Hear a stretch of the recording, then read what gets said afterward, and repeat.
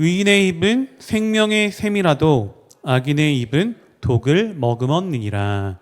아멘. 예, 저는 오늘 본문의 말씀을 근거로 의인의 입과 악인의 입, 의인의 입과 악인의 입이라는 제목으로 함께 귀한 은혜의 시간 나누기 원합니다. 여러분, 옛말을 보면은 이런 말이 있습니다. 말 한마디에 어느 빛을 갚나요? 천냥빛. 말 한마디에 천냥빛도 갚는다고 하는 그런 속담이 있죠. 자, 이게 무슨 말입니까?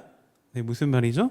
한마디의 말을 통하여서, 한마디의 말로 인하여서 천냥이라고 하는 큰 빚을 갚을 정도로 그만큼 말이 굉장히 중요하다. 우리의 말이 굉장히 중요하다라는 의미의 속담입니다. 그런데 그 중요한 우리가 말 한마디를 잘못 사용하면 어떻게 됩니까? 말 한마디로 인해서 한 사람의 인생을 나락으로 떨어뜨릴 수도 있다는 사실을 우리가 기억해야 합니다. 여러분, 우리 인간은 평균적으로 얼마나 되는 단어의 말을 할까요? 하루 평균? 대략 어느 정도 말을 할까요? 몇만 단어를 쓸까요? 대략 사람마다 차이는 있겠지만 약 7만 단어의 단어를 사용하고 있다고 합니다. 평균적으로 이렇게 사용한다고 해요. 우리는 너무 자연스럽게 그냥 말을 하고 있기 때문에 이렇게 말을 많이 한다는 것을 스스로 인식하지 못할 때가 참 많습니다. 그런데 어느 한 실험에서 우리가 자연스럽게 사용하는 이 말이 뇌에 변화를 일으킨다라고 하는 결과를 보여주었다고 합니다. 결론적으로 보면은 파괴적인 언어, 부정적이고 파괴적인 그런 언어들은 코르티솔이라고 하는 스트레스 호르몬의 생산을 부추기는 그런 역할을 하지만, 반면에 용기를 북돋아주고 칭찬하고 위로를 해주는 그런 말들은 세로토닌과 도파민이라고 하는 행복 호르몬, 이런 행복 호르몬을 방출하게 해준다고 하는 결과가 있습니다. 자, 이는 무엇이냐? 우리가 사용하는 이 언어의 생활, 말의 습관이 행복과 불행을 좌우할 만큼 굉장히 중요하다. 굉장히 중요하다라는 사실을 우리가 알 수 있는 것입니다. 자, 여러분, 오늘 본문 잠언 10장 11절의 말씀은 우리에게 무엇을 알려주고 있습니까? 잠언 10장 11절. 의인의 입은 어떤 샘이에요? 생명의 샘입니다. 근데 악인의 입은 무엇을 머금었어요? 독을 머금었다. 의인의 입은 생명의 샘인데, 독을 머금은 이 악인의 입, 어떻습니까? 듣기만 해도 그렇죠. 자, 오늘 우리가 함께 합독한 본문의 말씀은 우리 언어 생활에 있어서 엄청난 교훈을 알려주는 그런 부분입니다. 앞서서도 말씀드린 바와 같이 우리는 매일 사람마다 편차는 당연히 있겠죠. 사람마다 편차는 있겠지만 평균 7만 단어를 말을 하면서 수많은 그런 단어를 쓰면서 살아가고 있습니다. 그런데 이 중요한 대목은 우리가 사용하는 그 수많은 말 가운데 단 한마디의 말로 인하여서 죽어가는 사람을 살릴 수도 있고, 그런데 잘 살고 있는 사람을 죽일 수도 있다는 사실을 우리가 기억해야 한다는 거죠. 자, 여기서 죽는다는 거는 사실 총으로 쏴서 칼이나 이런 걸 맞아서 죽는 그런 육체적인 죽음만을 의미하는 것은 아닙니다. 육체적인 죽음만을 의미하는 게 아니죠. 정신적인 죽음도 포함되어 있죠. 사회적인 죽음, 또 인격적인 죽음 등 다양한 측면의 죽음을 의미한다라고 말할 수가 있다는 것입니다. 그래서 여러분, 우리가 무심코 내뱉은 말 한마디 때문에 다른 사람을 살리기도 하고 죽일 수도 있다는 것을 기억하면서 우리가 말에 굉장히 신중을 다해야 한다는 것을 알아야 합니다. 그리고 이 내가 내뱉은 말로 인해서 다른 사람을 살릴 수도 있고 죽일 수도 있지만 나 자신도 되돌아오겠죠. 나 자신도 내가 내뱉은 말로 인해서 살 수도 있고 죽을 수도 있다는 것을 우리가 분명히 깨달아야 한다는 것입니다. 사랑하는 여러분, 어느 누구도 내 입을 통해 나오는 말로 인해서 스스로 죽고자 하는 사람은 단 한 사람도 없을 것입니다. 내가 사용하는 이 언어를 통해서 내 자신도 평화롭게 하고 또 다른 사람도 내 주변에 있는 지체들도 평화롭게 하는 것을 다 원하고 있을 것입니다. 그런데 여러분, 우리가 주님의 은혜 안에서 이와 같이 덕을 끼치면서 그리스도의 향기를 나타내면서 행복하게 또 평화롭게 살기 위해서는 내가 먼저 상대 입장을 고려해서 부드러운 언어를 생활화해야 한다는 것을 기억해야 합니다. 자, 왜 그렇습니까? 상대 입장을 생각해서 배려해서 부드러운 언어를, 따뜻한 언어를, 위로하는 언어를 사용했을 때 먼저는 상대방도 살겠지만 결국에는 그게 내 자신도 살리기 때문입니다. 그러한 아름다운 은혜 열매가 결실로 얻어지는 것이죠. 자, 그래서 에베소서 4장 29절의 말씀 보면 무릇 더러운 말은 너희 입 밖에도 내지 말고 오직 덕을 세우는 데 소용되는 대로 선한 말을 하여 듣는 자들에게 은혜를 끼치게 하라라고 말씀해 주셨습니다. 자, 여러분, 우리 인간에게 있어서 가장 큰 하나님께서 주신 선물 중 하나는 무엇이 있을까요? 네, 우리에게 주신 선물 여러 가지 다양한 선물이 있겠지만 네, 오늘 중보기도를 인도해 주신 네, 총무님, 11교구 총무님, 네, 하나님께서 주신 큰 선물 중 하나는 어떤 게 있을 것 같아요? 네, 네, 당황하시는 네, 뭐가 있을까요? 예수 그리스도. 네, 네, 우리 인간의 어떤 기관 중에서 주신 선물이 있습니다. 무엇일까요? 우리가 말을 사용할 수 있다라는 거죠. 네, 말을 한다는 게 굉장히 하나님께서 주신 큰 선물 중에 하나입니다. 자, 우리가 말을 하고 있다는 게 우리는 그냥 당연한 것으로 생각하죠. 말을 하는 거 정말 당연하게 우리는 그냥 당연한 것처럼 뭐 은혜로 생각하지 않고 당연하게 생각할 수 있지만 곰곰이 생각해 보면 어떻습니까? 온 세상 천지 만물은 하나님의 무엇으로 창조되었죠? 하나님의 말씀. 네, 하나님의 말로서, 하나님의 말씀으로서 창조되었다라는 것을 우리가 알 수 있습니다. 하나님의 말씀을 통해서, 하나님의 말을 통해서 나타난 결과물이 이 오늘날의 세상이죠. 자, 또한 하나님의 모든 축복은 무엇으로부터 시작됩니까? 무엇으로 시작되죠?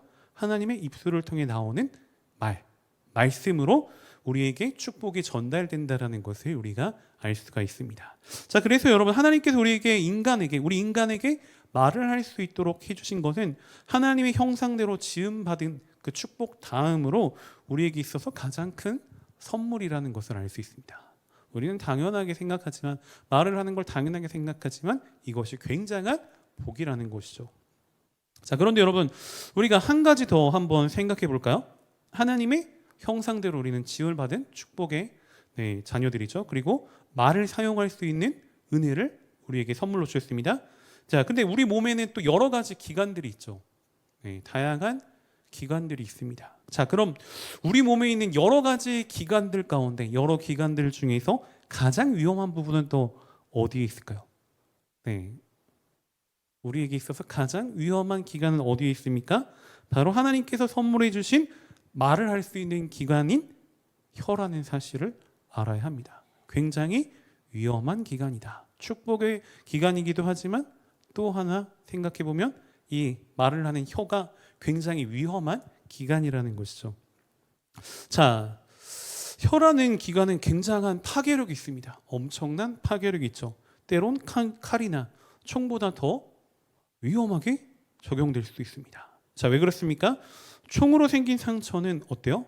머리나 심장 같은 중요 부위에 관통되지 않고 뭐 팔이나 다리 같은 데 맞게 되면은, 자, 수술을 잘 받고 치료를 잘 받으면은 회복이 가능합니다. 어느 일정 시간이 지나면 회복이 가능하죠. 그런데 말은 어떻습니까? 말은 어떠한가요? 한번 상처를 입으면 죽을 때까지 아물지 않는 그러한 경우가 발생할 수도 있다는 것입니다. 자, 왜 그렇습니까? 총이나 칼과 같은 무기는 겉으로 보이는 상처를 입히지만 말은 보이지 않는 우리의 내면을 다치게 하기 때문에, 말은 우리의 마음속을 상처 입히기 때문에 그렇습니다. 또 오랜 시간 아픔을 주기 때문에 그 파괴력은 총이나 칼보다 더할 수 있다라는 것이죠. 자, 그래서 야고보서 3장 8절의 말씀 함께 살펴보면 혀는 능히 길들일 사람이 없나니 쉬지 아니하는 악이요 죽이는 독이 가득한 것이라라고 말씀해 주고 계십니다. 자, 여러분, 우리는 대중들로부터 굉장히 많은 인기를 얻었던 연예인들을 한번 생각해 볼까요? 연예인들. 자, 굉장한 인기를 받았던 뭐 가수나 영화배우, 탤런트 이런 연예인들이 갑자기 자살을 하는 그런 경우를 심심찮게 언론을 통해서 확인해 볼 수 있습니다. 자, 그런데 이들이 왜 이렇게 자살을 했을까요? 무엇 때문에 자살을 했습니까? 말로 인한 상처 때문에. 말로 인한 상처 때문에, 말에 따른 그런 상처로 인하여서 목숨을 끊었다라는 사실을 우리가 부인할 수 없다라는 것입니다. 누군가 무심코 내뱉은 이 말 한마디 한마디들로 인하여서 돌이킬 수 없는 상처를 얻게 되었다라는 것이죠. 자, 여러분 이와 같이 우리가 사용하는 말에는 반드시 열매가 맺혀지게 되어 있습니다. 부드러운 말이나 칭찬의 언어, 격려하는 언어, 이런 언어들은 따뜻한 생명의 열매가 맺혀지게 됩니다. 그런데 뭔가 장난이라고 할지라도, 아무리 장난이라 할지라도 난폭한 말을 한다거나 부정적인 언어를, 거친 언어를 사용하게 되면 어떻습니까? 상대방의 마음에 말한 사람의 의도와는 다르게 상대방의 마음을 상하게 할 수 있고 분쟁의 열매가 나도 모르는 순간 맺혀질 수 있게 된다는 것입니다. 사랑하는 여러분, 우리는 어떤 말을, 어떠한 언어를 그래서 사용해야 합니까? 상대방의 마음에 기쁨을 줄 수 있는, 상대방의 마음에 용기를 줄 수 있는, 상대를 격려할 수 있는 이러한 생명의 언어를 습관화해서 사용할 수 있어야 한다는 것입니다. 기쁨의 열매가 맺히고 생명의 열매가 맺히는 지혜로운 언어를 우리는 반드시 우리의 생활 가운데 사용할 수 있어야 하는 것입니다. 자, 그런데 사실 우리가 좋은 말을 사용하겠다라고 다짐을 한다고 해서, 마음을 먹는다고 해서 단기적으로는 가능하겠죠. 오늘 말씀 듣고 뭐 한 하루 이틀은 가능하겠지만 작심삼일이라고 해서 잊어버릴 때가 많아집니다. 다짐을 하지만 그게 오랜 시간 지속되기 어려울 때가 있죠.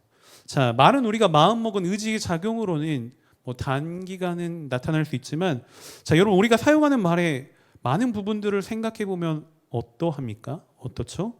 의지에서 나오는 그러한 말보다는 나의 인품을 통해서, 인품에서 나올 때가 더 많다는 것을 알 수 있습니다.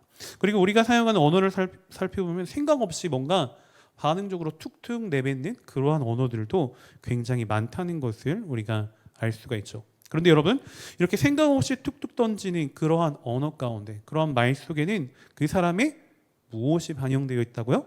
인품이 반영되어 있다는 것입니다. 생각 없이 툭툭 내뱉는 그 말 가운데 그 사람의 품격이 담겨져 있다는 것입니다. 무심코 던지는 말로 인해서 다른 사람에게 상처를 줄 수도 있고 반대의 경우는 위로를 줄 수도 있다는 것입니다. 그래서 우리가 다른 사람을 살리는 생명의 언어, 그런 언어를 사용하기 위해서는 먼저 우리의 무엇부터 다짐해야 한다는 것입니까? 무엇부터 다듬어야 되죠? 인품부터, 우리의 성품부터 다듬을 수 있어야 한다는 것입니다. 여러분, 사람은 누구든지 자기 안에 무엇이 있느냐, 내 안에 무엇이 있느냐, 그 안에 있는 것들이 열매로 나타날 수밖에 없습니다. 선한 말을 하기 위해서는 우리 자신을 선한 인품으로 다듬어야 되겠죠. 내 안에 마음은 굉장히 썩어 있는데, 부패해 있는데 선한 말을 할 수가 있을까요? 그럴 수가 없습니다. 내 마음이 부패해 있으면 부패한 언어가, 부정적인 언어가, 남을 죽이는 언어를 쓸 수밖에 없습니다. 근데 내 마음 안에, 내 안에 선한 것이 있으면 칭찬하는 언어, 격려하는 언어, 위로의 언어를 쓸 수가 있다는 거죠. 누가복음 6장 45절 말씀 다 함께 합독합니다. 시작. 선한 사람은 그 쌓은 선에서 선을 내고 악한 자는 그 쌓은 악에서 악을 내나니 이는 마음에 가득한 것을 입으로 말함이니라. 내 마음이 선한데 악한 말을 할 수 없고, 내 마음이 악한데 선한 말을 할 수 없다라는 거죠. 다시 말해서 마음이 선한 사람이 선한 말을 한다. 그 말에는 그 사람을 볼 수 있다라는 것입니다. 악한 사람은 악한 말을 하고 선한 사람은 선한 말을 한다는 거죠. 자, 또 시편 119편 11절의 말씀을 함께 합독해 볼까요? 시작. 내가 주께 범죄하지 아니하려 하여 주의 말씀을 내 마음에 두었나이다. 아멘. 내 마음에 있는 게 언어로 표현됐다고 했죠. 이 시편의 기자가 그래서 무엇이라고 합니까? 내가 선한 사람이 되기, 선한 말을 하기 위해서 무엇을 담는다고요? 내 마음에 하나님의 말씀을, 범죄하지 않기 위해서, 악한 말을 하면서 범죄를 저지르지 않기 위해서 내 마음에 하나님의 말씀을 담아놓겠다라는 거죠. 자, 우리 마음 안에 하나님의 말씀이 들어오면 어떻게 됩니까? 우리 안에 그리스도께서 살아 숨쉬겠죠. 말씀이 하나님이시잖아요. 말씀이 예수 그리스도시죠. 자, 말씀이 내 안에 있으면 나는 자연스럽게 선한 사람으로 변화받게 되는 것입니다. 선한 인품이 형성되게 되는 거죠. 자, 그렇기 때문에 우리는 우리의 마음을 무엇으로 채워야 합니까? 하나님의 말씀으로 채워야 한다는 것입니다. 그럼 우리의 입술은 자연스럽게 어떻게 됩니까? 아름다운 생명의 언어를, 그리스도의 향기를 내뿜는 그러한 축복의 통로로 쓰임받을 수가 있게 된다는 것입니다. 자, 그런데 여러분 또 한 가지 생각해 볼까요? 네, 무엇을 또 생각해 보냐? 인간 관계 속에서 우리 교회 안에서 다양한 인간 관계가 있을 수 있는데, 청년부, 11교구, 또 그 외에 성도님들 관계 가운데 또 가정에서의 관계도 있을 수 있고, 사회적인 관계들. 근데 관계 가운데 뭔가 발생하는 문제의 대부분은 어디에서부터 시작이 될까요? 무엇으로부터 시작합니까? 말로부터. 네, 바로 말에서부터 뭔가 문제가 생길 때가, 관계의 문제는 바로 말에서부터 시작될 때가 많다는 것입니다. 자, 말에서 작은 불꽃 하나가 많은 나무를 태우는 것처럼, 작은 불씨가 불꽃 하나가 많은 나무 그 숲을 태우는 것처럼, 사소한 말 한마디로 인해서, 잘못된 말, 부정적인 말 한마디로 인해서 결국에는 큰 공동체가 분열을 일으킬 수 있다. 이것을 우리가 절대 잊어서는 안 되는 것입니다. 교회 안에서도 말로 인해서 서로 갈라지는 일들이 있고, 사회 안에서도 그렇고, 국가적으로도 말 때문에 상대방에게 상처를 주는 그런 말로 인해서 서로 갈라지게 되는 역사를 우리는 알 수 있습니다. 오랫동안 이룩한 공든탑이 일시에 말 한마디로 인해서 갈라지는, 불살라버리는 그러한 안타까운 결과가 발생될 때가 많다는 것을 우리가 절대 잊어서는 안 된다는 것입니다. 여러분, 이와 같이 우리의 말에는 엄청난 파워가 있고 또 위험 요소가 있다는 것을 기억해야 합니다. 그러다 보니 한마디 말로 인해서 다른 사람을 행복하게 만드는 그런 부분도 있고, 불행하게 만들 수도 있다는 것이죠. 우리의 작은 말 한마디에 따라서 어떤 사람이 살 수도 있고 어떤 사람이 죽을 수도 있다는 것을 분명히 우리는 기억해야 하는 것입니다. 그래서 우리는 항상 하나님의 말씀을 마음에 품어서 상대방에게 용기를 줄 수 있는 말, 격려하는 말, 위로하는 말, 그러한 생명의 언어만을 우리는 사용할 수 있어야 하는 것입니다. 여러분, 하나님은 어떤 하나님이시죠? 전능하신 하나님이시죠. 네, 제가 금요 성령대마기 때는 거룩하신 하나님, 또 사랑의 하나님을 강조해서 말씀을 드렸는데, 또 하나님의 속성 중에 가장 큰 부분 중 하나는 하나님은 능치 못함이 없으신 전능하신 하나님이시다라는 것을 우리가 기억해야 합니다. 하나님은 첫째로는 사랑이시겠죠. 하나님은 사랑이시고 또 거룩하신 하나님. 우리가 하나님을 만나기 위해서 우리는 회개해야 합니다. 우리의 죄를 벗어내야지, 우리 죄를 회개를 통해서 깨끗하게 씻김 받아야지 하나님을 만날 수 있죠. 근데 또 한 가지 중요한 하나님의 속성 가운데 한 가지, 전능하신 하나님, 못하는 것이 없으신 하나님입니다. 자, 그러면 좀 더 세밀하게 한번 말씀을 드리면, 하나님은 언제 어디서든지 의로운 말을 하는 사람도 보시고 악한 말을 하는, 부정적인 언어를 쓰는 사람도 다 보고 계신다. 다 살피시고 계신다. 우리는 모를 것 같지만 다 하나님은 보고 계신다라는 것을 알아야 합니다. 그래서 우리가 알아야 하는 가장 중요한 사실 가운데 또 하나, 우리가 하는 모든 말들이 전부 다 하나님 앞에서 하고 있다라는 것을 기억해야 하는 거죠. 다시 말해, 우리가 하는 모든 말들이 모두 다 하나님이 듣고 계신다라는 것을 우리는 늘 삶 속에서 인식할 수 있어야 한다는 것입니다. 그러니까 항상 하나님 앞에서 말하는 것처럼 우리는 해야겠죠. 긍정적인 언어, 살리는 언어, 생명의 언어를 사용해야만 하는 것입니다. 여러분, 하나님께서 우리의 모든 말들을 듣고 계시는데, 사람은 저 사람의 말을 다 들을 수 없죠. 근데 하나님은 다 듣고 계시는데 어떻게 우리가 함부로 말을 할 수 있겠습니까? 하나님께서 우리가 모든 하는 말을 듣고 계시기 때문에 하나님이 싫어하시는, 하나님께서 경멸하시는 그런 언어를 사용해서는 안 되는 것입니다. 하나님께서 모든 말을 듣고 계시니까 우리가 말을 할 때 해야 하는 말, 반드시 해야 하는 말과 하지 않아야 할 말을 우리가 반드시 또 구분할 수 있어야 하는 것입니다. 마태복음 12장 우리 35절과 36절 말씀 다 함께 또 합독합니다. 시작.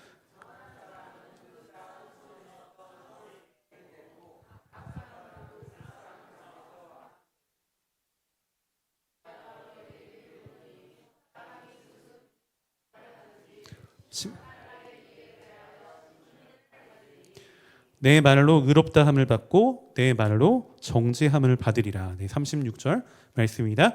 여러분, 우리가 내뱉은 모든 말에 대해서 하나님께서 책임을 물으십니다. 우리가 하는 말을 가지고 책임을 물으시죠. 그에 따라서 심판을 하신다라고 말씀하셨습니다. 그래서 내가 했던 모든 말들을 근거로 나를 의롭다고 판단하실 수도 있고 나를 죄인으로 판단하실 수도 있다는 것이죠. 그래서 우리가 항상 매사에 말을 조심하고 또 조심할 수 있어야 하는 것입니다. 사랑하는 여러분, 진정한 그리스도인의 삶은 어디서부터 달라져야 됩니까? 무엇부터 달라져야 되죠? 말에서부터 달라져야 됩니다. 자, 우리 기독교가 사회로부터 비난받는 그러한 상황들이 많은데 그렇게 비난받지 않고 존경받으려면 우리의 언어부터 달라질 수 있어야 되겠죠. 세상 사람들과 똑같은 그런 언어를 쓰면서 존경받을 수 없습니다. 우리의 언어가 생명의 언어를 쓰는 그러한 습관이 돼야지 사회로부터, 세상으로부터 존경받을 수가 있죠. 그리고 그 존경받을 때 무엇이 됩니까? 전도의 열매가 맺힐 수가 있는 것입니다. 그리스도의 향기를 내뿜는 그런 언어 생활을 해야지 하나님께서 우리에게 맡겨주신 사명이 있죠. 공통된 사명.